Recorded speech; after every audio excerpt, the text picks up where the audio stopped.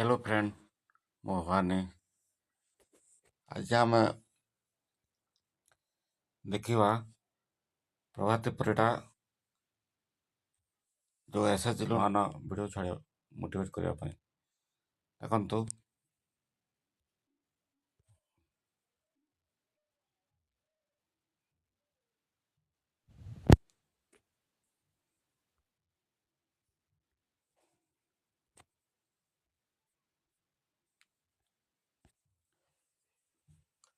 Self help group ପନ୍ଥ ସହାୟକ ଗୋଷ୍ଠୀ ମା'ମାନଙ୍କର 117 କୋଟି ଟଙ୍କା ସୁଧ ଫେରସ୍ତ। ଭୁବନେଶ୍ୱର ମହିଳା ସଶକ୍ତି ହେଉଛି ବିକଶିତ ଓଡ଼ିଶା ଗଠନରେ ଗୁରୁତ୍ୱପୂର୍ଣ୍ଣ ଅଙ୍ଗ। ମହିଳାମାନଙ୍କ ଆର୍ଥିକ ଅଭିବୃଦ୍ଧି ସୁଦୃଢ଼ କରିବା କ୍ଷେତ୍ରରେ ରାଜ୍ୟ ସରକାରଙ୍କ ବ୍ୟାଙ୍କ ଋଣ ଉପରେ ସୁଧ ଫେରସ୍ତ ବ୍ୟବସ୍ଥା ସହାୟକ ହୋଇଛି। ଏହି ସ୍ୱୟଂ ସହାୟକ ଗୋଷ୍ଠୀ ଗୁଡ଼ିକର ଭିତ୍ତିଭୂମି ସୁଦୃଢ଼ କରିବା ସହିତ ଅଧିକ ବଜାର ସୁଯୋଗ ସୃଷ୍ଟି କରି ମହିଳା ଉଦ୍ୟୋଗୀ ପ୍ରଦର୍ଶନ କରୁଛି।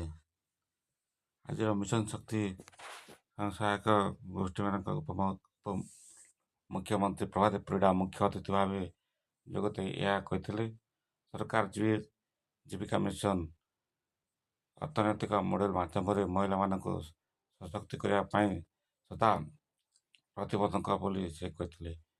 ସ୍ୱୟଂ ସହାୟକ ଗୋଷ୍ଠୀ ସଦସ୍ୟ ଜୀବିକାର ବିକାଶ ତଥା ଉଦ୍ୟୋଗ ମନୋଭାବକୁ ପ୍ରୋତ୍ସାହନ କରିବା ପ୍ରମୁଖ ଭୂମିକା ଗ୍ରହଣ କରିଥାଏ। ବ୍ୟାଙ୍କ ଋଣ ବ୍ୟବସ୍ଥା ଗୋଷ୍ଠୀଗୁଡ଼ିକ ଉପରେ ସୁଧ ପରିଶୋଧ ପାଇଁ ହ୍ରାସ କରିବା ପାଇଁ ଓଡ଼ିଶା ସରକାର ସ୍ୱୟଂ ସହାୟକ ଗୋଷ୍ଠୀ ନେଇଥିବା ବ୍ୟାଙ୍କ ଋଣ ରାଶିକୁ ବୃଦ୍ଧି କରିବା ସହ 10 ଲକ୍ଷ ଟଙ୍କା ପର୍ଯ୍ୟନ୍ତ ଋଣରେ ବାର୍ଷିକ ସୁଧହାର 0% ଆଣିଛନ୍ତି।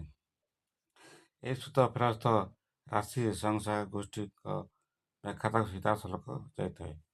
ଆଜିର କାର୍ଯ୍ୟକ୍ରମ ଗୁରୁତ୍ୱପୂର୍ଣ୍ଣ ପଦକ୍ଷେପ ସ୍ୱରୂପ ଉପମୁଖ୍ୟମନ୍ତ୍ରୀ ଶ୍ରୀମତୀ ପ୍ରଭାତୀ ପରିଡ଼ା 2,24,884ଟି ସ୍ୱୟଂ ସହାୟକ ଗୋଷ୍ଠୀକୁ ମୋଟ 117 କୋଟି 12,05,164 ଟଙ୍କା ସୁଧ ରାଶି ଫେରସ୍ତ କରିଥିଲେ।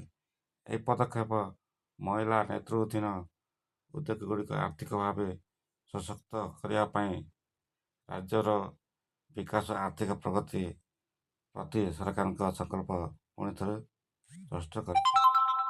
ଏହି କାର୍ଯ୍ୟକ୍ରମ ମିଶନ ଶକ୍ତି ବିଭାଗ ନିର୍ଦ୍ଦେଶକ ମନିକା ପ୍ରିୟଦର୍ଶିନୀ ବିଭାଗୀୟ